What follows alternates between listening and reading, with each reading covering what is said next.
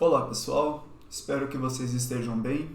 Aqui é o Dr. Matheus e a aula que nós temos hoje é uma aula interessantíssima. Foi um grande prazer, eu me diverti muito montando ela, cujo tema é Por que ficamos doentes? Processos fundamentais de saúde e de doença. Por que eu montei essa aula? É um tópico muito frequente de ter que conversar com as pessoas. Muitas pessoas se questionam por que nós desenvolvemos doenças, independente de qual doença é, principalmente quando elas próprias estão lidando pelo processo difícil que é lidar com uma doença ou quando um ente querido, uma pessoa próxima está passando por isso. É uma fase, um processo de muitos questionamentos e um deles é por que essa doença aconteceu. Uma observação importante é que é o tipo de porquê. O porquê que nós vamos conversar hoje é o como. Como ficamos doentes? Como o nosso corpo mantém a saúde? E quais são os mecanismos que levam às alterações e às doenças? O porquê no sentido de o motivo pelo qual rende estudos interessantíssimos e eu deixo como uma recomendação cada um se aprofundar da maneira que preferir, mas não será o foco da apresentação de hoje. Nós vamos focar no como. Pois bem, essa é a minha apresentação, eu não tenho conflitos de interesse para esta apresentação. Essa aqui é a minha apresentação pessoal. Essa é uma aula grande, então ela vai estar dividida em 2 vídeos. A parte 1, que é esta de cá, onde nós vamos mostrar uma visão mais moderna e integrativa de saúde e de doença. E a parte 2, onde nós vamos explicar 4 processos fundamentais que acontecem na maioria das doenças. Pois bem, começando então agora a parte 1. Vamos conversar um pouco mais sobre os conceitos de saúde e de doença. E como é que, partindo da saúde, a doença vai se instalando. Pois bem, vamos começar então com o conceito de saúde. Existem vários conceitos diferentes de saúde. Para fins da nossa discussão, vamos começar agora com um conceito que a OMS lançou em 98. Ela já tinha lançado um conceito anteriormente, alguns anos antes, mas esse conceito foi atualizado em 1998. E a OMS diz o seguinte: saúde é um estado dinâmico, ênfase no dinâmico, a gente vai conversar sobre isso mais tarde, de completo bem-estar físico, emocional, espiritual e social, e não meramente a ausência de doença ou enfermidade. Vamos focar em alguns pontos importantes aqui agora, pessoal. Primeiro de tudo, ela enfatiza que a saúde não é somente a ausência do problema, da alteração, da doença ou da enfermidade. É um bem-estar completo físico, mental, espiritual e social. É uma definição bem ambiciosa. Pessoalmente, eu conheço pouquíssimas pessoas que têm um completo bem-estar físico, mental, espiritual e social. É óbvio que essa é uma definição voltada para um propósito, para um objetivo. A gente quer trabalhar para isso. Nós sabemos que a maioria, se não a totalidade das pessoas que estão vivas no mundo não estão num completo bem-estar físico, mental, espiritual e social. Mas, partindo dessa definição, a gente pode ter 3 situações. A gente pode ter a pessoa que tem um completo bem-estar de todas essas dimensões. A gente pode ter a pessoa que tem a doença ou a enfermidade. E a gente pode ter o caso do intermediário, onde a pessoa não tem uma doença ou enfermidade desenvolvida, a pessoa não tem nenhuma doença conhecida, mas a pessoa não tem um completo bem-estar físico, mental, espiritual e social. Muitas pessoas se encaixam nessa situação. Uma outra coisa, lembrando, é um estado dinâmico. Então, a gente vai conversar bastante sobre o que mantém as pessoas nesse estado intermediário, como é que é o jogo desses fatores que contribuem a favor do bem-estar biológico e da saúde do indivíduo, ou que induzem, favorecem o indivíduo a um prejuízo biológico e, eventualmente, a doença ou a enfermidade, e como é o jogo dinâmico desses fatores. Eles mudam ao longo do tempo, fatores novos chegam, fatores antigos saem, às vezes eles ficam mais fortes, diminuem de intensidade, mudam de apresentação. É uma dança, é um jogo. A gente vai conversar mais sobre isso. Um conceito importante quando a gente está pensando em saúde é o conceito de sistemas e reservas. Nós chamamos o estado ideal de estrutura em função do organismo de fisiologia, ou estado fisiológico. O nosso objetivo, em termos de saúde biológica, né, que a gente vai estar focando mais na parte biológica, a parte mental, que se comunica muito com a biológica. É importante a gente lembrar que o ser humano é um todo, que inclui várias dimensões, a biológica é uma delas, existem outras dimensões. Quais são as dimensões mudam dependendo do autor, da fonte, do meio que você está estudando, mas vamos focar aqui na biológica. E o nosso objetivo do ponto de vista de saúde da parte biológica é tentar manter esse estado de fisiologia, ou por o maior tempo possível, ou o mais próximo disso que for possível. E uma coisa importante para esse estado fisiológico, essa fisiologia acontecer, é que o corpo tem mecanismos de reserva e redundância, que pode manter essa estrutura e função sob condições adversas até um certo ponto. Esses sistemas de reserva e redundância têm um limite. Eles não aguentam manter a estrutura e a função adequadas infinitamente. Chega uma hora que as alterações prejudiciais vão acontecendo e se acumulando. Para ficar um pouco mais claro o que é reserva. Reserva é uma capacidade que está disponível para ser recrutada quando necessário.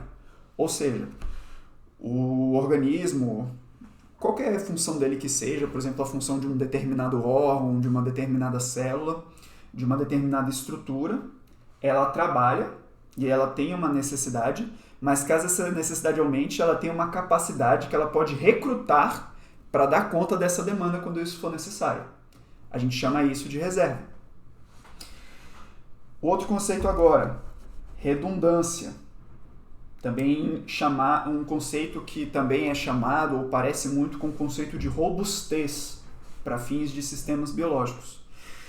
Redundância é que os organismos têm múltiplas vias para um mesmo objetivo, para garantir que esse objetivo seja feito, mesmo que uma via falhe. Ou seja, os organismos têm mais de uma coisa para determinada função. Vamos dar um exemplo. Produção de energia. Uma das principais formas que o nosso corpo produz energia é aproveitando a glicose. A gente ingere a glicose dos alimentos. Ela fica estocada principalmente no nosso fígado e nos nossos músculos como glicogênio. E ela é talvez o principal substrato para a produção de energia das nossas células, o principal combustível para as células. Mas ele não é o único. O nosso organismo tem uma capacidade de usar outras fontes de energia. E o nosso organismo também tem a capacidade de produzir glicose a partir de outras substâncias, por exemplo, dos aminoácidos. Ou seja, o nosso corpo tem uma redundância nos mecanismos de produção de energia para garantir que, se der problema em um desses mecanismos, nós teremos outros que vão cumprir o mesmo objetivo, para a gente não ficar sem a produção de energia. Nós vamos ver agora alguns exemplos de reserva e de redundância no nosso organismo. Por exemplo, vamos começar com essa definição muito bacana desse artigo aqui.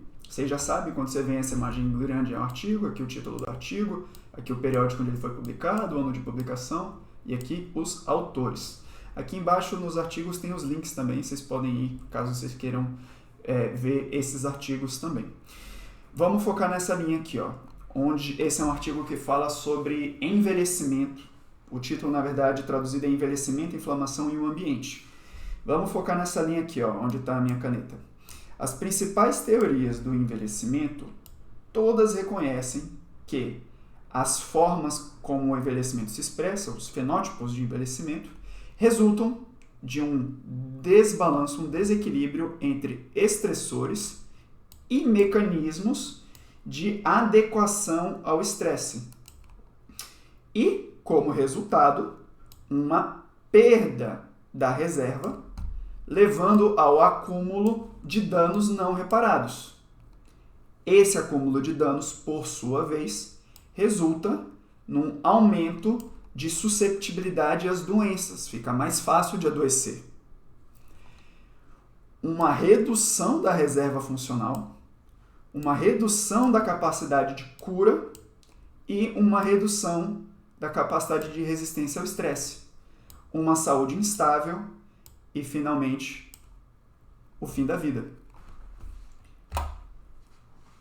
Outro artigo, agora falando sobre a redundância na resposta do corpo ao exercício físico. E aqui ele coloca: as respostas biológicas aos exercícios físicos, tanto agudos quanto ao longo do tempo, são marcados por um alto nível de redundância fisiológica, que opera em vários níveis de integração. Níveis de integração, ele está falando em diferentes níveis do organismo, incluindo o nível das moléculas, células, órgãos e sistemas, e ao nível do organismo inteiro. Durante o exercício agudo, essa redundância protege a homeostase, a gente vai comentar sobre isso, mas digamos que protege, é capaz de manter o ambiente do corpo de forma relativamente compensada, mesmo em face de um aumento de mais de 10 vezes na taxa metabólica do corpo. Ou seja, mesmo quando o organismo enfrenta tamanho desafio, um aumento às vezes de mais de 10 vezes do metabolismo que é exigido para a pessoa conseguir fazer o exercício, ele dá conta por causa desses mecanismos de redundância. Outros exemplos de reserva e redundância nós temos também no sistema nervoso. Nós temos nos circuitos cerebrais, e ele já começa falando, a redundância é uma propriedade ubíquita, ubíquita significa que está em todos os lugares, do sistema nervoso.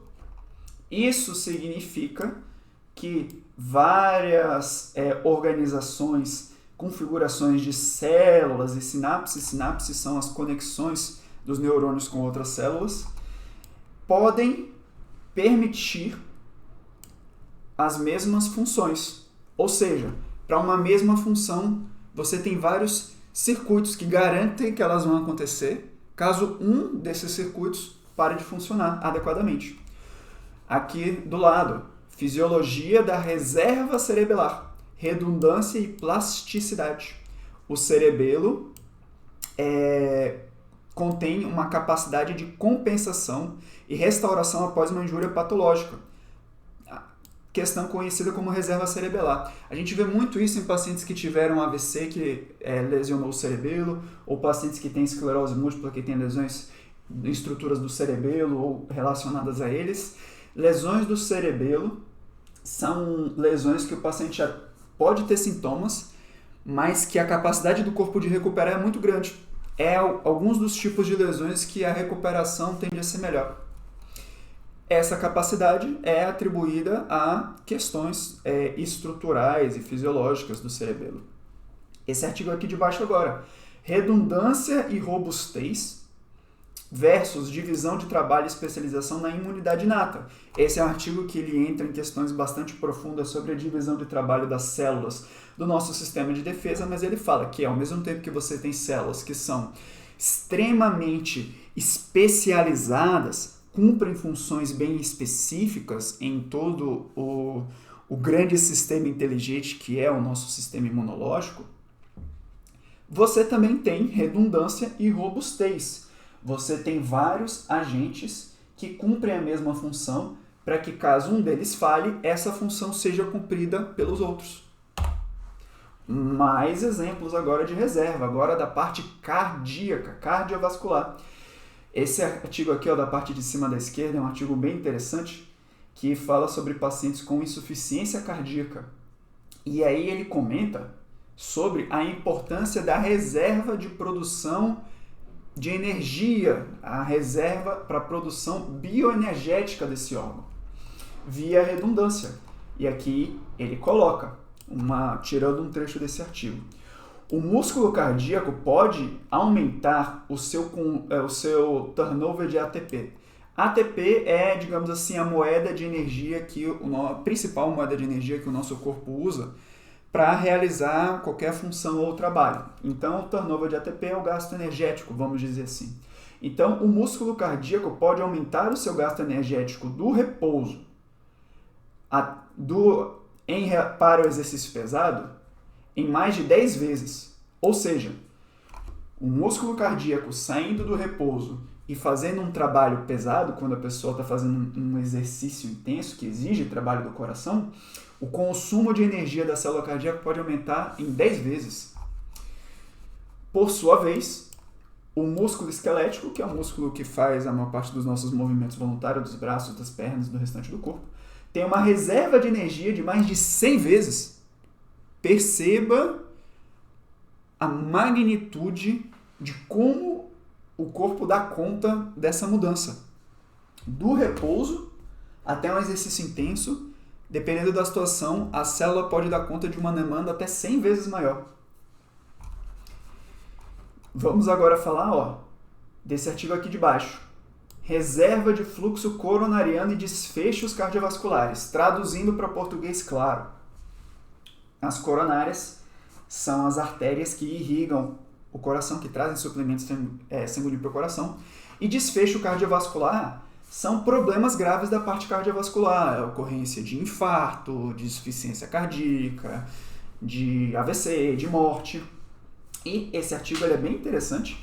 E o que ele coloca de maneira geral é que é o seguinte: o coração recebe sangue, que é suficiente para ele dar conta de suas atividades, mas também tem uma reserva para caso o coração precise fazer mais trabalho, essas artérias coronárias conseguirem suprir o coração para ele dar conta desse trabalho.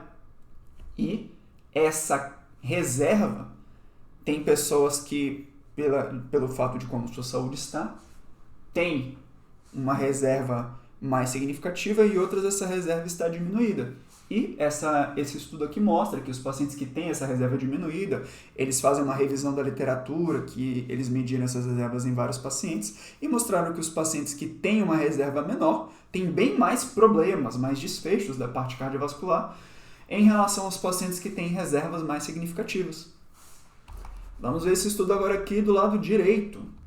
É um estudo também de pacientes com insuficiência cardíaca. Insuficiência cardíaca é quando o coração já está lesionado, perdeu função e por causa disso a pessoa já começa a ter limitações nas suas atividades. E aqui pode ter limitações nas suas atividades, pode ser mais leve ou mais grave. Geralmente tem limitações nas suas atividades. Pois bem, aqui ele está comentando especificamente sobre dificuldade de se exercitar nos pacientes que têm insuficiência cardíaca. E principalmente nesse estudo, ele fala que é importante quantificar não só a reserva do coração, mas também a reserva dos vários órgãos e sistemas. A reserva multissistêmica dos órgãos. E ele comenta no artigo: a intolerância ao exercício, ou seja, o desconforto, a incapacidade de exercitar, é a principal característica da insuficiência cardíaca. A intolerância ao exercício, essa sigla aqui é de insuficiência cardíaca, de um tipo específico de insuficiência cardíaca, é caracterizada por impedimentos na capacidade de reserva fisiológica, na reserva, de múltiplos órgãos. Mas, e essa parte aqui é bem interessante, os déficits da reserva cardíaca e extracardíaca variam dependendo do indivíduo. Ou seja, você tem as capacidades de reserva do coração e dos outros órgãos e sistemas. E cada pessoa vai ter uma quantidade diferente, as reservas vão estar diferentes em cada um desses aspectos. E a pessoa fica nesse jogo. E aí ele coloca: medidas detalhadas durante o exercício são necessários para identificar e para colocar em ordem de gravidade as limitações dos vários órgãos desses indivíduos. Ou seja, nós precisamos medir a função desses vários órgãos para entender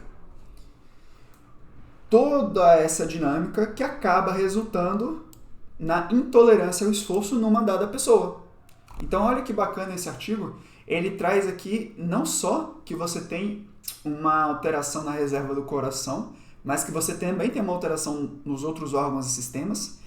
Você traz que cada pessoa vai ter uma alteração específica em cada um desses órgãos e sistemas, uma pessoa não é igual a outra, e é por causa disso que cada pessoa tem que ser vista, avaliada, e essas disfunções têm que ser vistas e avaliadas para cada órgão e sistema na sua individualidade para entender como que elas culminam no quadro daquela determinada pessoa na sua individualidade.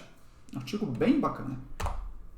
Mais artigos agora aqui da parte principalmente renal, esse artigo aqui de cima, e ele comenta a reserva de função renal representa a capacidade do rim de aumentar sua função, que a gente mede a função do rim principalmente através da taxa de filtração glomerular, em resposta a estímulos fisiológicos ou patológicos. Outro artigo aqui embaixo, falando da função do fígado. E aí ele fala, medir a reserva da função do fígado em doenças agudas ou crônicas do fígado é um fator importante para fins de prognóstico, ou seja, para saber como aquela pessoa vai evoluir, se ela tende a evoluir melhor ou pior, e por motivos terapêuticos, para fazer a melhor estratégia, plano de tratamento para essa pessoa. Por causa disso, testes de função do fígado dinâmicos foram desenvolvidos. E esse artigo depois entra em maiores detalhes a respeito do uso desses testes. E vamos ver agora aqui esse artigo da direita. Esse artigo aqui é um artigo bem interessante que ele fala não sobre um órgão, mas sobre a mobilidade, a capacidade da pessoa de se mexer. E ele fala, a mobilidade é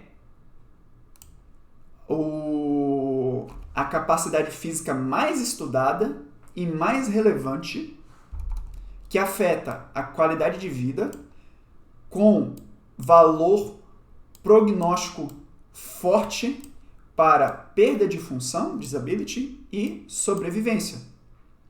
Perfeito? Então ele disse, a mobilidade é o fator mais estudado e mais importante para, da parte física, né? Claro, para qualidade de vida e sobrevivência. E aí ele continua.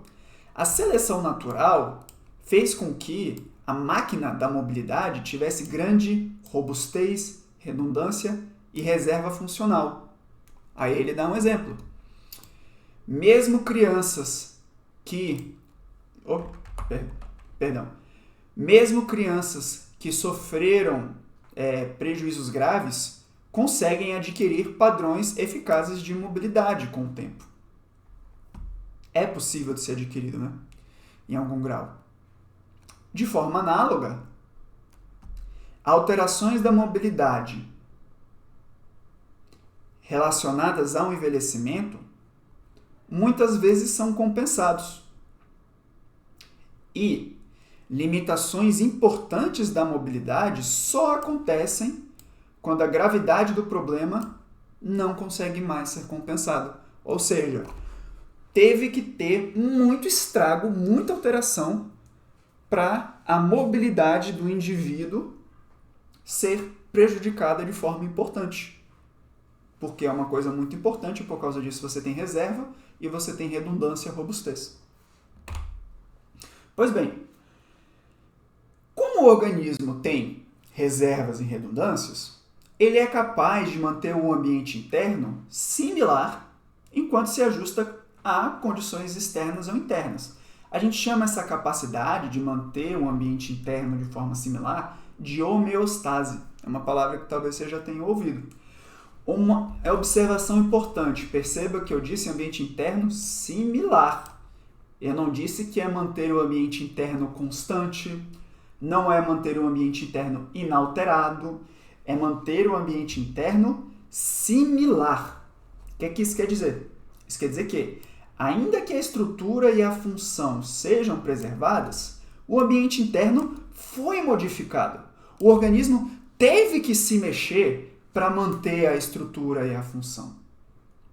Para a homeostase acontecer, o corpo usa de suas reservas e redundâncias.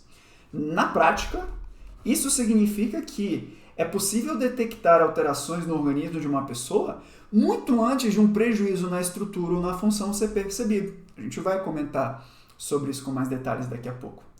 E quando essa capacidade de homeostase é superada, e aí a pessoa começa a ter uma sequência, um acúmulo de fenômenos biológicos desfavoráveis e dano estrutural, em relação ao que seria fisiológico, nós chamamos isso de fisiopatologia.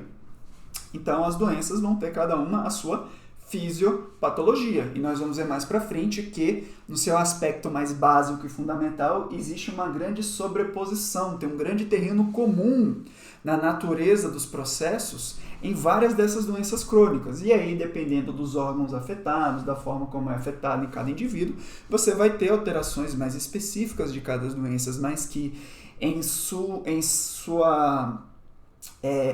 nível mais fundamental, para muitas delas existe uma grande sobreposição em muitos aspectos.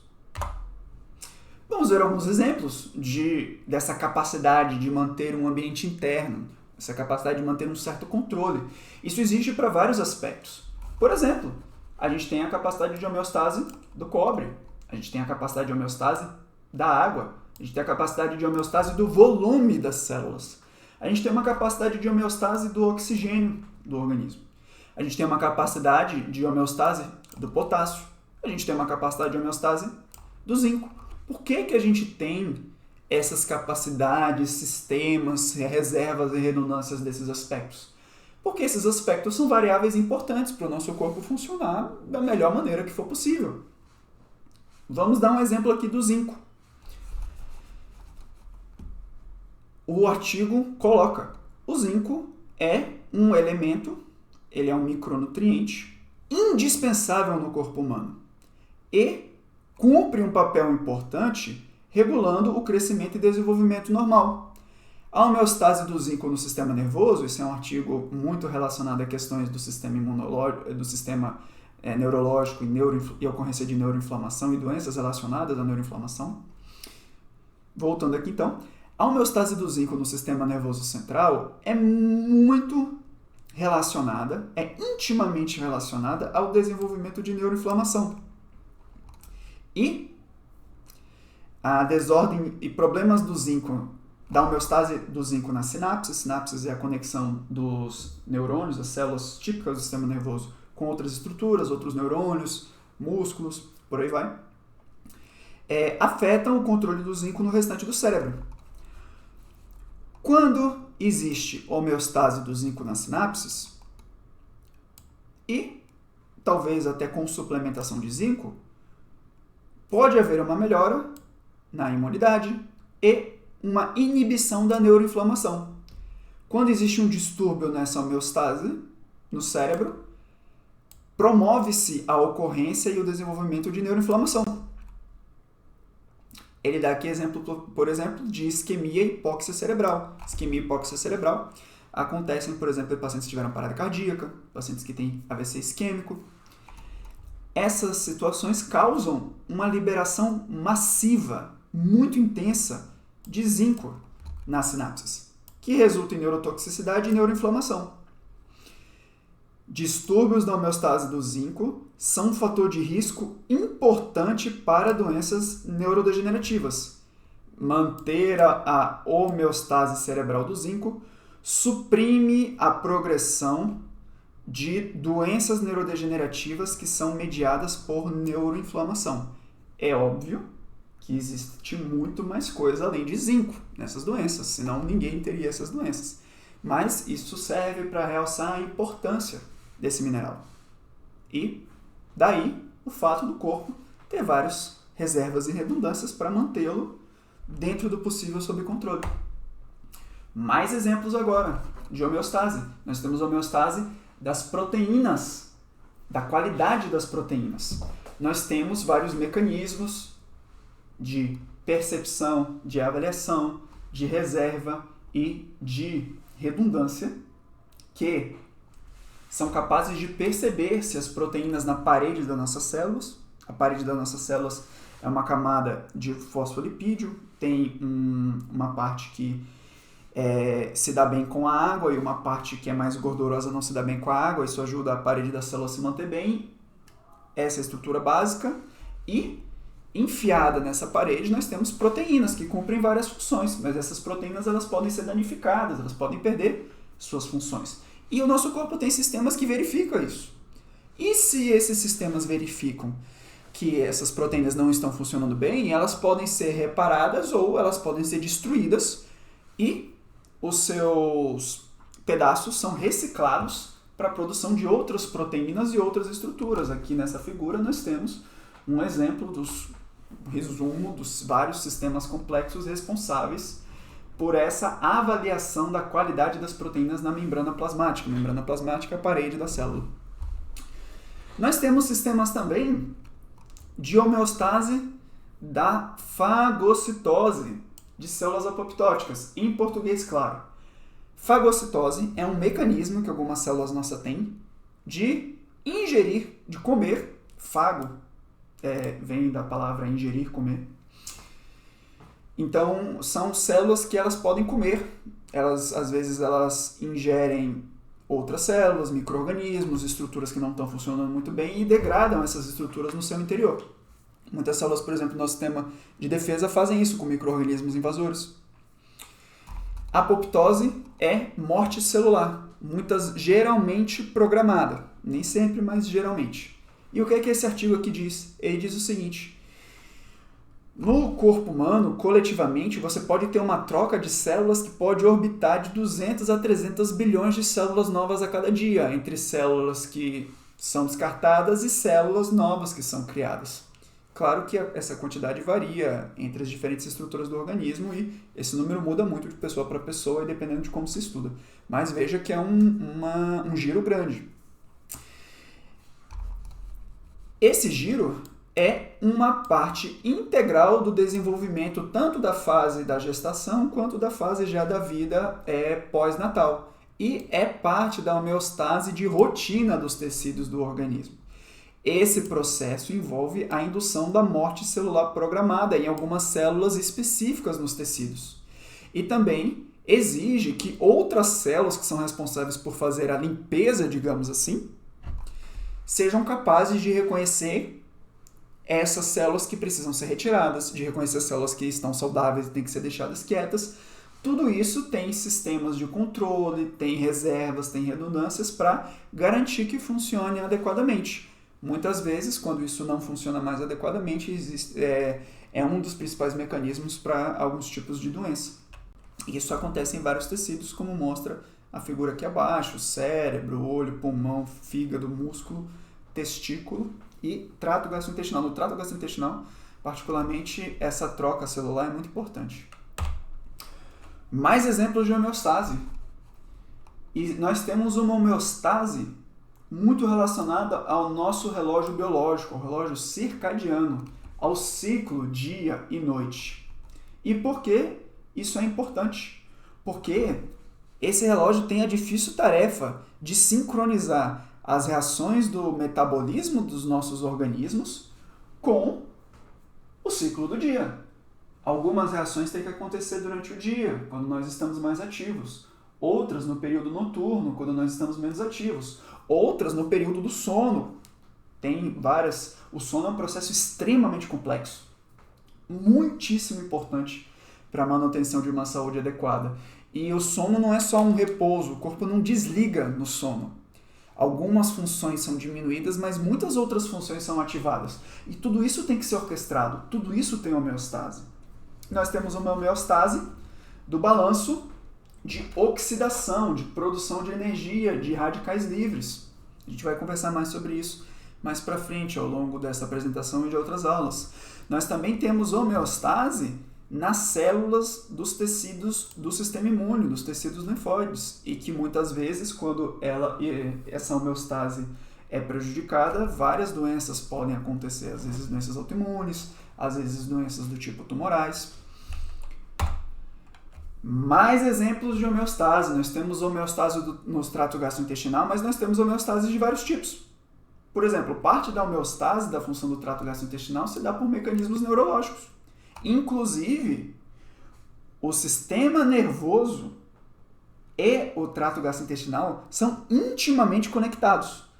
Eles são conectados não só por substâncias que vão via corrente sanguínea, como hormônios, peptídeos, produtos e substâncias do trato gastrointestinal que em determinadas circunstâncias podem alcançar a corrente sanguínea, que são sinalizadores que o negócio não está legal, mas também existem conexão direta via nervos, principalmente o nervo vago, mas outros nervos também, que faz com que esse eixo intestino-cérebro seja muito importante para a regulação e para a homeostase, não só no trato intestinal, mas no cérebro também. Esse aqui é um tópico que a gente vai conversar em profundidade ao longo das próximas aulas. Nós temos também uma homeostase que depende da microbiota do trato gastrointestinal. Microbiota são os micro-organismos que habitam no nosso organismo. Nós temos micro-organismos que moram no nosso organismo, sim, mas eles não moram de graça, eles pagam aluguel. Então, quando a pessoa está no estado fisiológico, essa microbiota é benéfica. Ela cumpre funções que são muito vantajosas para a gente. Porém,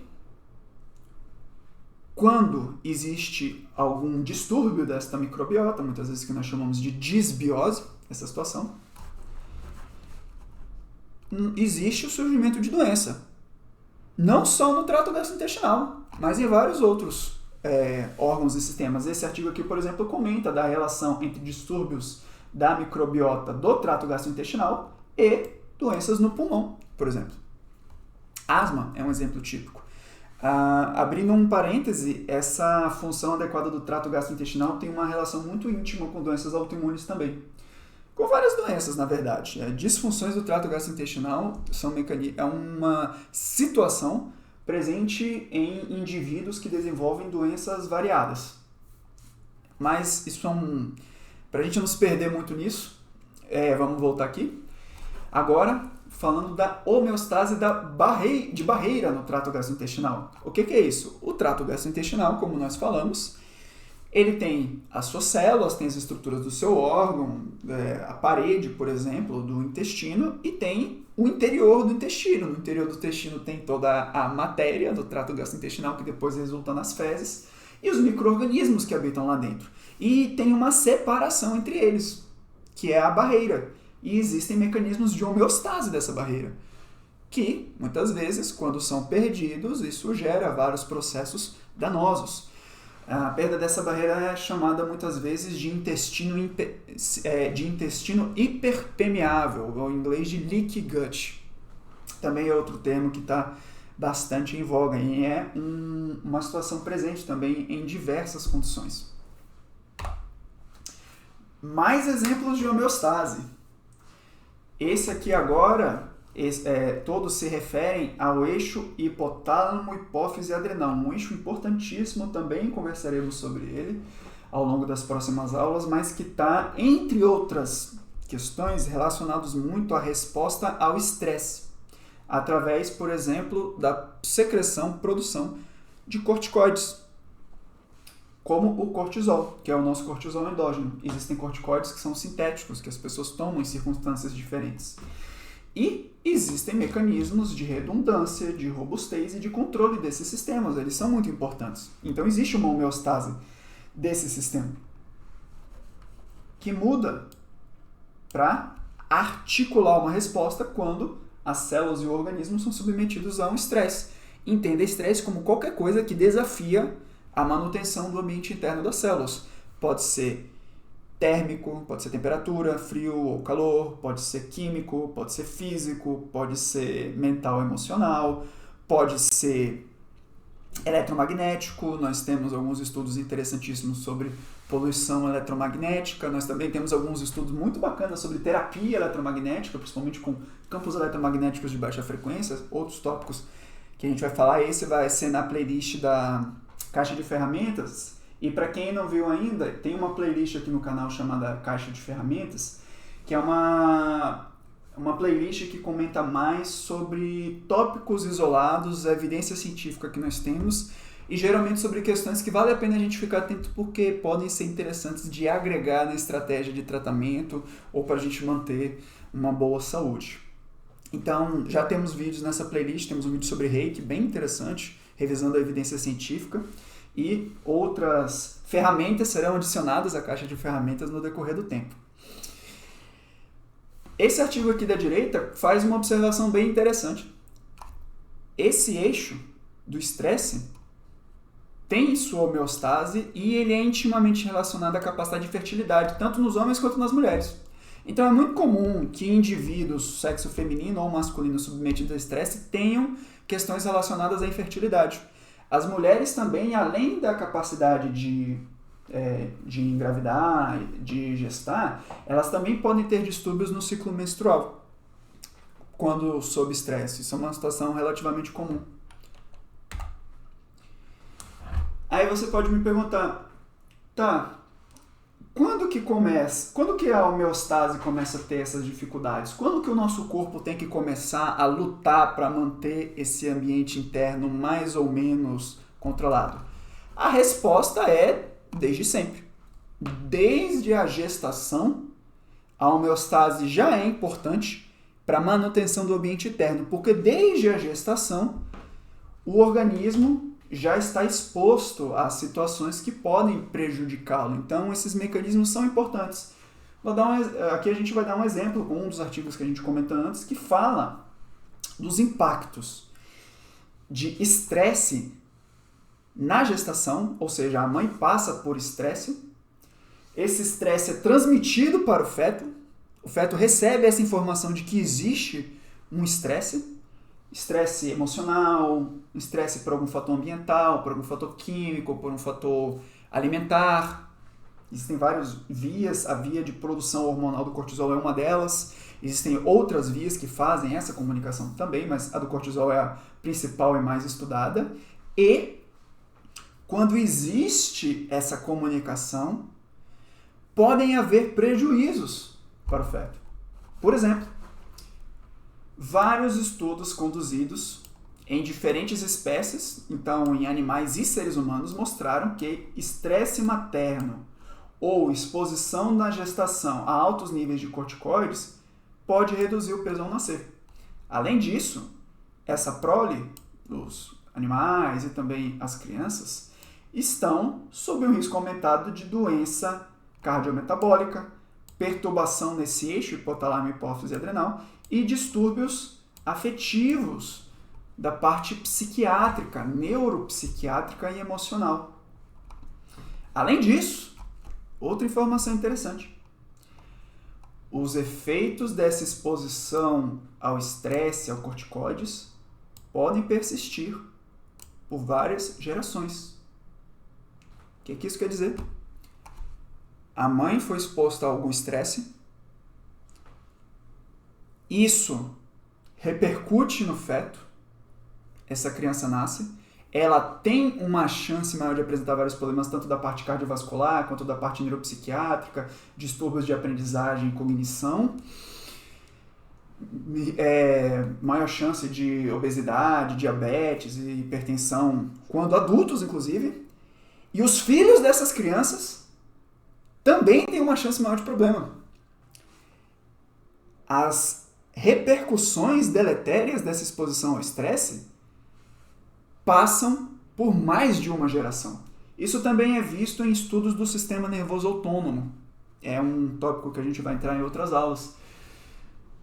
E se vê que esses eventos, esses estressores, eles não passam somente da mãe para a criança. À medida que esse indivíduo cresce, não só ele tem um risco maior de problemas, como as crianças dele também têm. Então é muito importante a gente estar atento a isso aqui. Uma outra coisa importante é a gente lembrar que o organismo como um todo está integrado, interligado. Vamos ver esse artigo aqui interessantíssimo de 2021, que ele comenta o seguinte, ó. A regulação dos processos celulares e moleculares através da homeostase é essencial para o funcionamento fisiológico dos órgãos do corpo. Ele necessita de um equilíbrio intricado, complexo, de várias redes ao redor do corpo, das quais as mais notáveis são o sistema nervoso, imune e metabólico. Vários estudos relataram as interações entre as vias neuroimune, entre imuno e metabólica, e entre a neuro e a metabólica.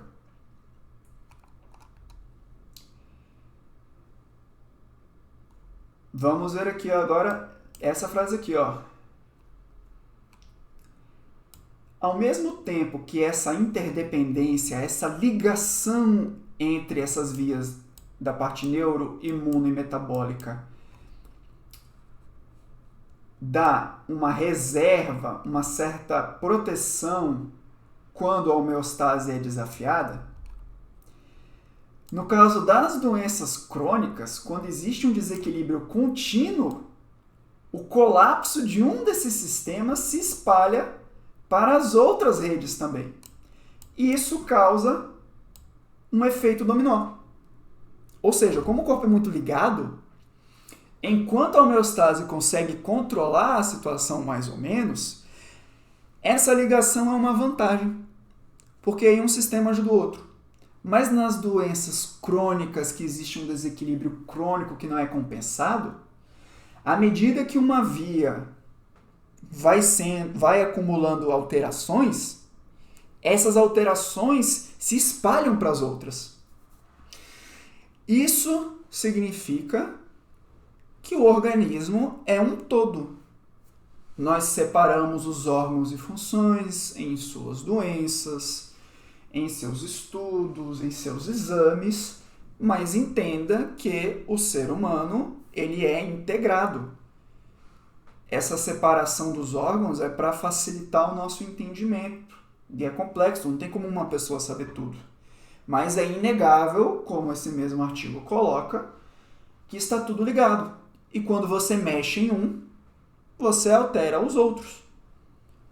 Isso é um mecanismo que dá proteção, mas nas doenças crônicas, quando existe um desequilíbrio não compensado, continuado, você tem esse efeito dominó, onde essas alterações, já que esses sistemas são todos ligados, elas vão se espalhando entre os vários sistemas. Muitas pessoas percebem isso da seguinte maneira: quem tem várias doenças, vários problemas de saúde, ou uma doença que causa vários problemas de saúde, muitas vezes nota que quando uma coisa piora, todo o resto piora junto. E quando elas conseguem melhorar uma determinada coisa, todo o resto parece melhorar um pouco mais também. Isso mostra como as várias funções, órgãos e sistemas estão conectados por redes. Então, essa visão integrada, ainda que a gente esteja lidando com um problema que às vezes parece ser bem específico de um órgão, um sistema específico, é muito importante. Até porque isso nos permite um entendimento e uma abordagem ampliada desse indivíduo. Essa é uma parte aqui agora que vai ser muito interessante. Vamos imaginar que essa linha aqui mostra várias situações possíveis que uma pessoa pode estar em relação à sua saúde. Então, pode ser uma pessoa que não tem absolutamente nada de errado com ela. Aí essa pessoa pode ter exposição a alguns fatores de risco. Alguma coisa que possa favorecer ela de desenvolver a doença. Em função de vários fatores, da sua carga genética, de quais foram esses fatores ao qual ela foi exposta, o quão intensa, o quão prolongada foi essa exposição. Essa pessoa pode ter alterações no seu organismo ou não. Perfeito. Vamos dizer que essa pessoa teve essa exposição, e começou a ter algumas alterações no seu organismo, mas que de maneira geral a homeostase conseguiu se manter. Essa pessoa poderia estar em algum ponto por aqui, ó. Ela começou a ter alterações, ela pode não estar sentindo nada, não ter sintoma nenhum, mas sabendo que ela se expôs a determinada coisa, existiria a possibilidade de talvez a gente conseguir detectar essas alterações. Perfeito. Vamos imaginar agora uma outra pessoa. Uma pessoa que tem diabetes e ainda não sabe disso. A pessoa, quando ela recebe o diagnóstico de diabetes, a gente vai ver daqui a pouco, frequentemente tem mais de 10 anos que a doença já está acontecendo. Não necessariamente na intensidade, na gravidade que configura o diagnóstico de diabetes. Ela pode ter o mesmo processo numa gravidade menor, que aí a gente chama de pré-diabetes, ou às vezes até mesmo antes disso, a gente vai ver nos próximos slides. Mas digamos que a pessoa tenha diabetes e ainda não saiba. Ela provavelmente vai estar em algum lugar por aqui. Pode não ter doença, mas se ela fizer um exame de sangue, ela já vai ver que a glicemia dela está alterada. Se essa pessoa desenvolve sintomas, essa pessoa pode procurar um médico e aí com o conjunto dos sintomas e os exames fecha, ou não, muitas doenças com os sintomas, com o quadro clínico a gente já fecha o diagnóstico. A pessoa recebe o diagnóstico da doença. Essa pessoa também estaria em algum lugar por aqui. Não se prendam muito a entre quais pontos a pessoa está. Esse não é o mais importante do exemplo. O mais importante vai vir daqui a pouco. Agora, observem o seguinte, percebam que essa figura não tem uma seta para a direita aqui. Essa figura não é uma linha do tempo onde a pessoa tem a obrigação de, quando ela começou aqui, ela necessariamente vir para cá. Para ficar mais claro, existem pessoas que vão ter aí sua predisposição por motivos genéticos, vão estar expostos a alguns fatores, e aí o corpo dela vai desenvolver algumas alterações. Perfeito.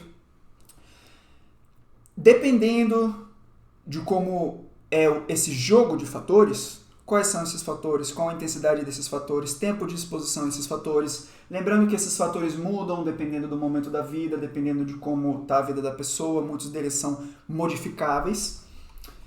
A pessoa pode ir para um lado, ela pode ficar parada, ou ela pode até ir para o outro. Isso vai depender da situação individual de cada um. As pessoas não andam só para a direita nessa linha aqui. Cada pessoa tem um conjunto de fatores que influenciam como ela vai para um lado, como ela vai para o outro, qual é a velocidade que ela vai para um lado, qual é a velocidade que ela vai para o outro, se ela fica parada no mesmo estágio. É por isso que cada pessoa tem uma história diferente. E é por isso que a gente tem que ver as pessoas na sua individualidade. Quando a gente vê pessoas com a mesma doença, exemplo, quando a gente pega pessoas com doença de Alzheimer, quando a gente pega pessoas com esclerose múltipla, quando a gente pega pessoas com hipertensão arterial, quando a gente pega pessoas com diabetes, quando a gente pega pessoas com depressão, quando a gente pega pessoas com câncer. Tem pessoas que têm um curso de doença bem leve, que é fácil de controlar e tratar. Tem outras pessoas que têm doenças extremamente agressivas, que avançam muito rápido, de uma maneira avassaladora. Por que é que pessoas que têm a mesma doença podem ter comportamentos tão diferentes? Porque cada indivíduo tem um conjunto de fatores que vai fazer com que esse jogo seja diferente. O indivíduo, inclusive, quando esse indivíduo tem um grau de alteração, está ainda em situações onde o dano é pequeno, ele pode ir um pouco para um lado, vai ter períodos que ele volta um pouco para outro, depois ele vai mais para cá. O corpo vai ficar nesse jogo, onde vai ter mecanismos que tentam fazer a cura, tentam restaurar o bem-estar biológico, e em contraponto vai ter os mecanismos que geram desorganização, disfunção biológica que tendem a levar para a doença. E a pessoa vai ter algumas pessoas que vão ficar nisso por um tempo, podem melhorar, podem piorar, isso vai variar de pessoa para pessoa. Vou dar um outro exemplo agora. Um outro exemplo agora de pessoas que chegam com queixas, por exemplo, de questões de foco e esquecimento. Queixas cognitivas intelectuais. Geralmente, a gente vai classificar esses pacientes em 3 situações. Vai ter o paciente que vai ter um comprometimento cognitivo subjetivo, aquele paciente que tem uma queixa de atenção, de memória, mas quando a gente faz os testes para ver essas funções, a gente tem testes padronizados para isso, a gente não encontra nenhuma alteração. Essa é uma situação. Outra situação é quando a pessoa tem essa queixa e a gente encontra uma alteração nesses testes, mas normalmente é uma alteração leve que não interfere na vida da pessoa. A gente chama isso de comprometimento cognitivo leve. Existe uma outra situação que a pessoa tem essas questões, normalmente já numa intensidade mais significativa, e isso gera um prejuízo significativo da sua atividade, da sua funcionalidade, de sua qualidade de vida. Aí a gente muitas vezes vai classificar essa pessoa como tendo um quadro ou uma síndrome demencial. Perfeito. Agora, a gente não sabe quando chega uma pessoa pra gente, por exemplo, uma pessoa que tem um comprometimento cognitivo subjetivo. Isso aqui é muito comum de ter. Quase todo mundo, na verdade, em algum momento da vida tem isso aqui. É quando o foco, a atenção não está muito bom porque está muito estressado, porque não dormiu direito, depressão, distúrbios da tireoide, questões, por exemplo, do trato gastrointestinal, que a gente já comentou, tem muita relação com isso também. Podem causar um prejuízo das funções cognitivas que a pessoa percebe, mas às vezes não são intensos o suficiente para causar uma alteração nos testes de função cognitiva. Em alguns casos podem ser, e a pessoa pode até, teoricamente, ser classificada como CCL. Geralmente a gente usa essa classificação em pessoas que já têm uma idade um pouco mais avançada, quando a gente está querendo investigar doenças que geram demência ou não. Mas muitas dessas pessoas com comprometimento cognitivo subjetivo, elas vão melhorar. Os fatores que levaram à ocorrência desse quadro são revertidos e a pessoa melhora. A gente tem também os pacientes com comprometimento cognitivo leve, o CCL. Os estudos que acompanham esses pacientes veem que tem uma taxa desses pacientes que acaba avançando e evoluindo para demência mesmo. Isso vai depender das circunstâncias do indivíduo, o tipo específico dos sintomas dele tem a ver com isso também. Mas vai ter muitas pessoas que não vão evoluir para uma demência. Tem muitas pessoas que vão ficar estacionadas no comprometimento cognitivo leve. Algumas pessoas, inclusive, vão melhorar desse comprometimento cognitivo leve. Então perceba que não necessariamente a pessoa só vem para cá. Claro que quanto mais alterações a pessoa tem, quanto mais intensos, quanto mais prolongados são os fatores, maior é a tendência dela evoluir para o lado direito dessa linha. E, muitas vezes, quando a pessoa já desenvolve uma doença crônica, ela tem um conjunto de alterações que é extremamente difícil de reverter. Por isso que a maioria das doenças crônicas atualmente não tem cura, elas têm tratamento.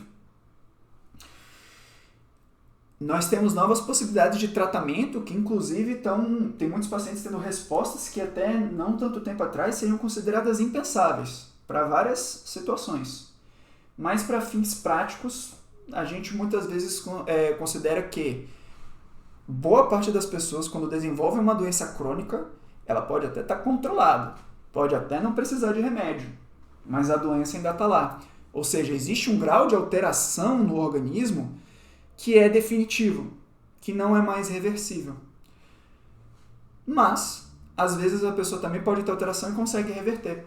Então, essa sessão aqui ficou grande, pode ter ficado um pouco confusa, mas o que eu quero resumir em conjunto é que, muitas vezes, isso é uma dança. A pessoa dependendo desse jogo, desses fatores, pode ir para um lado, para o outro, em velocidades diferentes, em tempos diferentes. E é por isso que eu botei o título de dança aqui. É uma dança entre esses fatores. É importante lembrar que mesmo quando a pessoa já tem um quadro estabelecido de uma doença crônica, que muitas vezes a gente não espera, de fato, uma reversão, uma cura, ainda assim, quando a gente age sobre esses fatores, a gente consegue beneficiar essa pessoa em algum grau, às vezes melhorando os sintomas, retardando a evolução. Isso vai mudar, obviamente, de caso para caso, vai depender de qual doença vai depender dos fatores da individualidade daquela pessoa. Tá, aí você pode me perguntar, tudo bem, mas se a gente sabe que as alterações das doenças começam muito antes, por que demora todo esse tempo para o diagnóstico? Bom, para responder essa pergunta, a primeira coisa que a gente tem que colocar é o seguinte, ponto número 1. O conhecimento sobre as alterações dessa fase, entre aspas, ultra precoce dessas doenças, no ser humano é muito limitado. Por quê? A maior parte desses conhecimentos que nós temos é de estudos em animais. Modelos de animais, ou seja, animais que acabam desenvolvendo uma forma parecida da doença com que o ser humano tem, e aí a gente estuda esses animais para tentar ver caminhos para auxiliar os seres humanos. No ser humano é difícil de estudar a doença na sua fase ultraprecoce, porque quando você pega uma pessoa com essas alterações ultraprecoces, são coisas bem sutis, são coisas bem inespecíficas. Quando a gente vê uma pessoa com isso, a gente muitas vezes não tem como saber se essa pessoa lá na frente vai ter uma doença mais grave. Como a gente falou, muitas dessas pessoas não desenvolvem doenças mais graves. Muitos dos conhecimentos que nós temos das doenças nos humanos é estudando as pessoas já com os quadros mais avançados. Então esse conhecimento dessas alterações ultraprecoces no ser humano ainda é limitado. Vem crescendo. Isso é um ponto importante de falar. Próximo ponto, ponto número 2. Para o diagnóstico de uma doença, a pessoa já tem que ter um determinado grau de alterações. A gente chama isso de critérios diagnósticos. Para a pessoa receber um diagnóstico de uma doença, tem que ser satisfeitos alguns critérios. Esses critérios mudam dependendo da doença. Por exemplo, para dizer que a pessoa tem pressão alta, para dizer que a pessoa tem hipertensão arterial sistêmica, pressão alta, ela tem que ter várias medidas de pressão num valor a partir de 13/8, 130/80. Para falar que a pessoa tem diabetes mellitus, um dos critérios, por exemplo, é medidas, entre outras coisas, da glicemia de jejum, que é 126 ou mais. Para dizer que a pessoa tem esclerose múltipla, ela tem que ter, entre outros critérios, disseminação no tempo e espaço, ou seja, lesões em diferentes estruturas neurológicas, ou seja, disseminação no espaço, que ocorrerem em diferentes momentos do tempo, disseminação do tempo. As alterações que culminaram nessa doença já começaram bom tempo antes, como a gente vai ver nos próximos slides. Mas por causa dos nossos métodos de que a gente tem de estudar e de agir sobre essas pessoas, a gente acaba precisando desses critérios para ter uma certa segurança de com que a gente está lidando. Quanto mais inicial é o quadro, mais difícil é de você tentar adivinhar para que lado ele vai, entendeu? É a mesma história da pessoa com CCL. Tem pessoas com comprometimento cognitivo leve, tem algumas que vão virar demência, tem outras que vão continuar estacionadas no CCL, tem outras que vão melhorar. Ponto número 3. Uma coisa boa é que o nosso conhecimento sobre como ajudar essas pessoas vem crescendo, mesmo antes da pessoa já preencher todos os critérios para o diagnóstico específico de uma doença. A gente já consegue observar tendências. A gente não consegue, às vezes, fechar um diagnóstico, mas a gente já consegue observar tendências, algumas alterações, ainda que sutis e inespecíficas, mas que já significam que podem existir processos patológicos em instalação no organismo daquela pessoa. Nós temos vários estudos, a gente vai comentar, na parte 2 da aula sobre esses processos patológicos nessas fases mais precoces. E uma outra boa notícia, as medidas, as intervenções mais eficazes para as doenças, principalmente nessas fases mais precoces, elas agem de maneira global e eficaz nos processos básicos e precoces das doenças. Eu já vou adiantar quais são essas intervenções. Uma alimentação adequada, uma atividade física adequada e um ritmo de vida adequado. Ritmo de vida inclui manejo de estresse, saúde mental, sono, inclui uma sensação de pertencimento e relação social, uma sensação de satisfação e realização pessoal, conexão com a natureza. Todas essas intervenções, todas essas questões, nós já temos estudos demonstrando melhora, mesmo em pessoas que têm um grau de alteração mais precoce. Ainda não desenvolveram uma doença, digamos assim, por esses outros critérios, mas que nós já percebemos que existem processos patológicos instalados.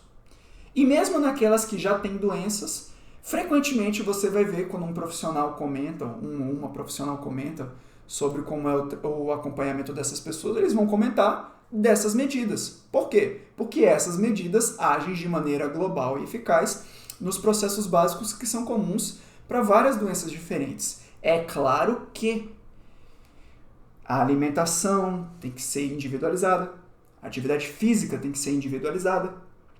Essa questão do ritmo de vida é um desafio que é talvez uma das grandes questões que cada pessoa tem que aprender a construir ao longo da vida também. Então, é uma coisa muito caso a caso. Não quer dizer também que fazendo isso você vai evitar ou curar todas as doenças. A gente sabe que não é assim que funciona. Mas a gente consegue beneficiar a maioria das pessoas em algum grau com essas medidas quando feitas e adaptadas para a individualidade da pessoa naquele caso. Para ficar um pouco mais claro sobre essa questão das alterações que levam à doença já acontecerem muito antes da pessoa receber o diagnóstico, eu trouxe aqui 2 artigos sobre o diabetes tipo 2.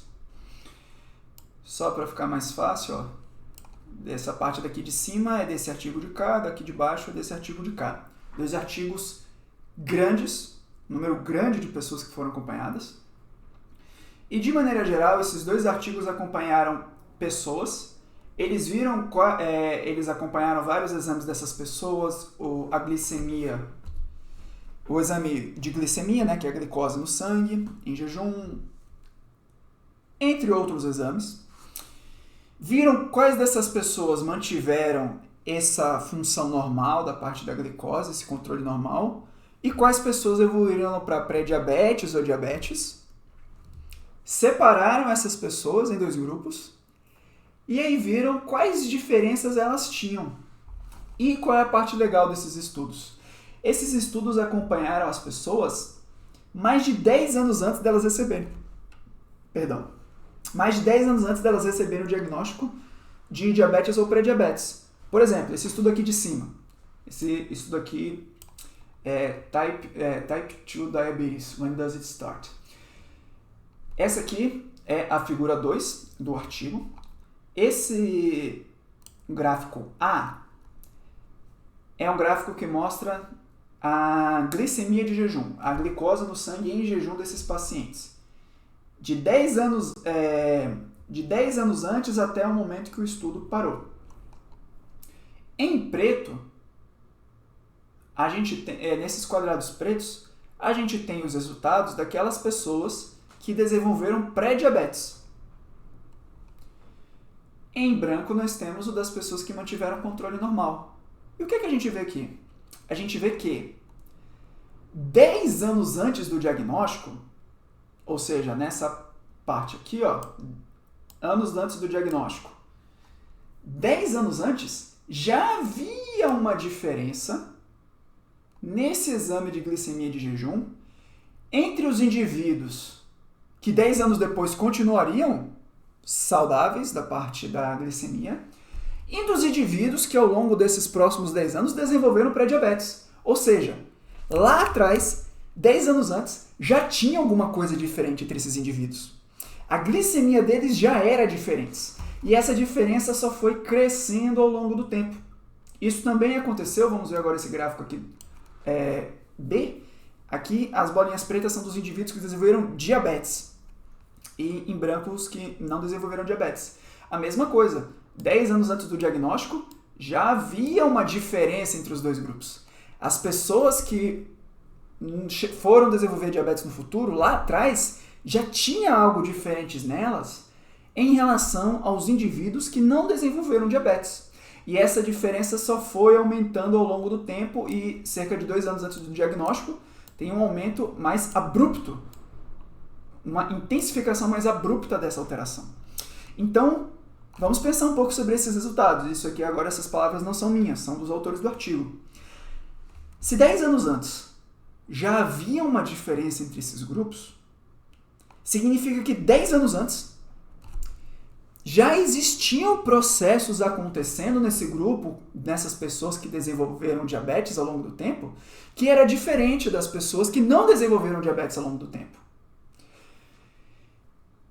Como a presença do diabetes é definida pela alteração do exame da glicemia, mesmo quando o exame ainda estava na faixa considerada normal, já tinha algo de diferente nessas pessoas. E esses processos que já eram diferentes só foram ficando mais intensos ao longo do tempo nessas pessoas. Nos indivíduos que não desenvolveram diabetes, elas mantiveram o seu controle glicêmico com um comportamento estável. Esse estudo teve mais de 27 mil pessoas acompanhadas ao longo desses 10 anos. Vamos ver agora um estudo que teve um pouco menos, teve 6.538, ainda é bastante, mas tem um acompanhamento até mais antigo. Acompanhou pessoas de 12 para 14 anos de acompanhamento. O que é que eles viram? Vamos ver agora aqui esse gráfico A. Isso aqui é desse, a gente está vendo agora esse artigo aqui. Gráfico A. No traço preto, aqui contínuo, a gente tem os indivíduos controles, que não desenvolveram diabetes. E aqui, na linha tracejada, a gente tem os indivíduos que desenvolveram diabetes ao longo do tempo. E o que é que a gente viu? A gente viu que mais de 12 anos antes desses indivíduos receberem o diagnóstico, nós já tínhamos uma alteração na insulina. Aqui é um exame de insulina de jejum, aqui está numa unidade diferente do que o exame é no Brasil. Esse valor de 5,5 no exame do Brasil seria mais ou menos 99 de glicemia de jejum. Já tinha uma diferença entre esses grupos, é a mesma informação desse gráfico de cá. Já tinha uma diferença entre os indivíduos que desenvolveram diabetes e os que não desenvolveram. Essa diferença aumentou com o tempo e mais ou menos 2 anos antes do diagnóstico, há uma alteração mais abrupta, mais rápida. Nesse outro gráfico aqui, esse aqui é a figura 1, gráfico A, e aqui é a figura 2, gráfico A. Esse gráfico aqui mostra a sensibilidade da insulina. A gente vai conversar um pouco mais sobre isso mais na frente, mas o que é isso? Uma das funções da insulina é induzir as células a absorver glicose da corrente sanguínea, tirar a glicose da corrente sanguínea. Quando a pessoa tem sensibilidade à insulina, o corpo não precisa secretar muita insulina para causar essa redução da glicose. Agora, quando o indivíduo é mais resistente à ação da insulina, o corpo tem que secretar mais insulina para causar a mesma redução na glicose. Ou seja, é uma diminuição da sensibilidade à insulina. É uma resistência à ação da insulina. E esse gráfico aqui mostra a sensibilidade. Então, na linha em traço contínuo, nós temos os indivíduos que não desenvolveram diabetes. E na linha tracejada, nós temos os indivíduos que desenvolveram diabetes. E o que é que a gente vê? A gente vê que mais de 12 anos antes deles receberem o diagnóstico, já tinha uma alteração significativa na sensibilidade dessas pessoas à insulina. Essa alteração, alguns anos antes do diagnóstico, entre 4 a 6 anos antes do diagnóstico, começa a acelerar ainda mais. Mas, mais de 10 anos antes do diagnóstico, já tinha alguma coisa diferente nessas pessoas que desenvolveram diabetes em relação às pessoas que não desenvolveram diabetes. Já haviam processos em andamento que faziam com que o comportamento metabólico dessas pessoas que desenvolveram diabetes fossem diferente daqueles que não desenvolveram. Esses autores aqui desses 2 estudos colocam que essas alterações talvez comecem mais de 20 anos antes da pessoa de fato receber o diagnóstico de diabetes. E é por isso que quando a pessoa recebe o diagnóstico de diabetes do tipo 2, a gente já pesquisa complicações nos olhos, complicações nos rins, complicações nos vasos sanguíneos, porque essas pessoas já têm muitos anos de doença acontecendo quando elas recebem o diagnóstico. Então, pessoal, vamos resumir. Saúde física. Reservas e redundâncias dão a capacidade do organismo de manter o ambiente interno de forma semelhante, sob variadas condições. Isso é a homeostase, até um certo limite. Essa capacidade tende a se reduzir com o envelhecimento e com o acúmulo de distúrbios. Mas é importante a gente lembrar que idade cronológica pode ser diferente de idade biológica, como a gente falou. A idade cronológica, a idade da carteira de identidade, ela é uma coisa. Mas o estado biológico, metabólico do indivíduo pode ser diferente da idade cronológica dele. Você pode ter uma pessoa de 50 anos que está em plena saúde, parecido, por exemplo, com uma pessoa dos seus 40, 30 talvez. Você pode ter uma pessoa de 30 num estado metabólico péssimo. Isso vai depender das circunstâncias daquele indivíduo. Você também pode ter pessoas de 50 com um organismo de 70, 80. Tem pessoas que têm uma carga de doenças crônicas e outras situações que aos 50 anos ela tem disfunções orgânicas muito importantes. Isso é uma coisa de indivíduo para indivíduo, mas é importante a gente lembrar que avançar da idade não é sinônimo de decadência, não é sentença de decadência. O envelhecimento favorece uma redução desses mecanismos de reserva e redundância, mas isso não é uma sentença. Existe o fator cronológico, existe o fator biológico, e esses fatores agem no indivíduo, nas suas circunstâncias. É individualizado. Sempre eu vou repetir isso nessas aulas. Item número 2, visão sistêmica. Vamos lembrar, o corpo é conectado por diversas redes, sistemas e vias, principalmente a neurológica, imune, metabólica.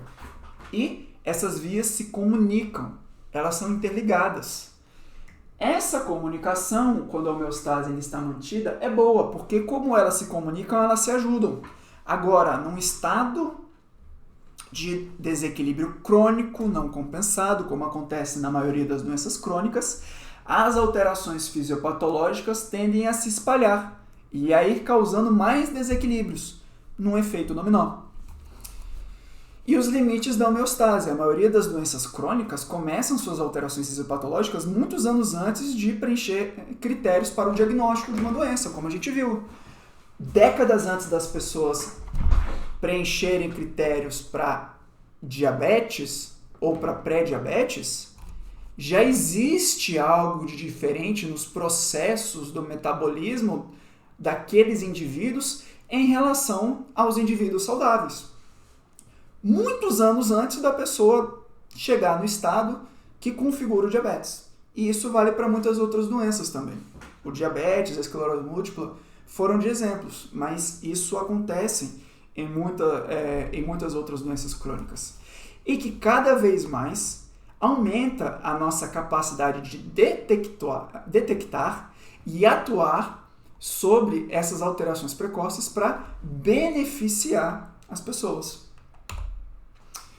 Pois bem, pessoal, aula densa, façam aí um intervalo e em breve, no próximo vídeo, nós vamos falar da parte 2, que são 4 processos fisiopatológicos muito comuns para a maioria das doenças crônicas e degenerativas. Tudo de bom para vocês!